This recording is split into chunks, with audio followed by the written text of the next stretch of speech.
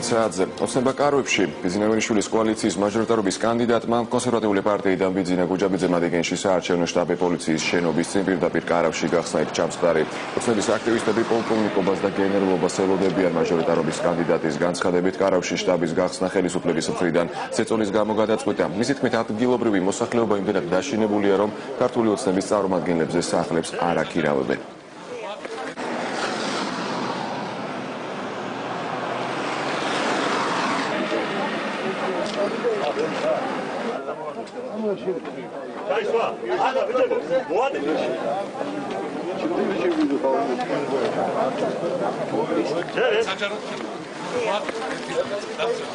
ერთი წუთი. თქვენ მისი საკუთრება. ო, რა კარგი შეკითხვა.